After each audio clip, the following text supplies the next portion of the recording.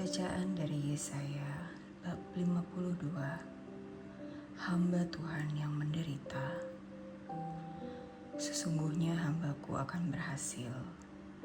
Ia akan ditinggikan, disanjung, dan dimuliakan. Sebagaimana banyak orang akan terperanjat melihat dia.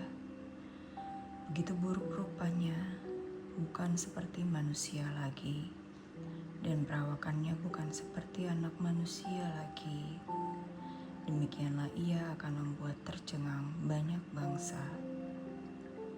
Raja-raja akan mengatupkan mulutnya melihat dia, sebab apa yang tidak diceritakan kepada mereka akan mereka lihat, dan apa yang tidak mereka dengar akan mereka pahami. Siapakah yang percaya kepada berita yang kami dengar, dan kepada siapakah kuasa tangan Tuhan dinyatakan? Sebagai taruk ia tumbuh di hadapan Tuhan, dan sebagai tunas dari tanah kering. Ia tidak tampan atau tampak mulia untuk dipandang, dan tidak punya rupa yang membuat kita menginginkannya. Ia dihina dan dihindari orang, seseorang yang penuh kesengsaraan dan biasa menderita kesakitan.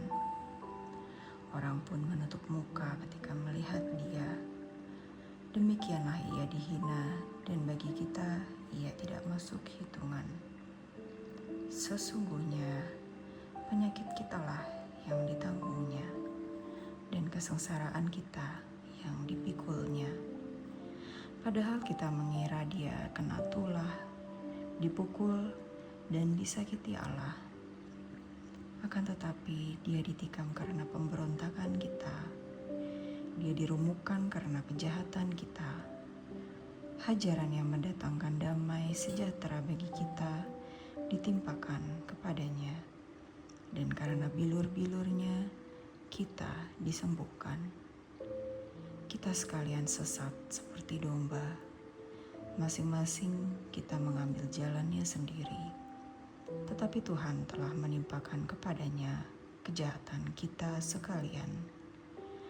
Dia dianiaya, tetapi dia membiarkan dirinya disakiti, dan dia tidak membuka mulutnya seperti anak domba yang dibawa ke pembantaian, seperti induk domba yang keluh di depan mereka yang menggunung bulunya. Ia tidak membuka mulutnya. Sesudah ditahan dan dihukum, ia digiring pergi. Siapa yang peduli akan apa yang terjadi padanya?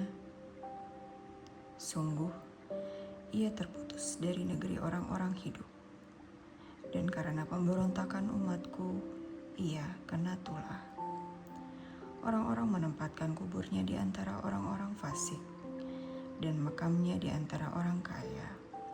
Sekalipun ia tidak berbuat kekerasan, dan tipu daya tidak ada dalam mulutnya. Namun Tuhan berhendak meremukkan dia, membuat dia sakit.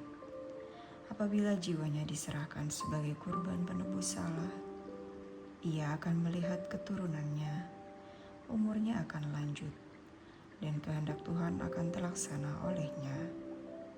Sesudah kesusahan jiwanya, ia akan melihat terang dan menjadi puas.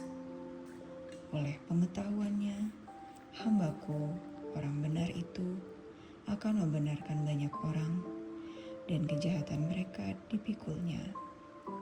Sebab itu, aku akan membagikan kepadanya rampasan di antara orang-orang besar, dan ia akan membagikan jarahan bersama orang-orang kuat, karena ia telah menyerahkan nyawanya ke dalam maut, juga karena ia terhitung di antara pemberontak.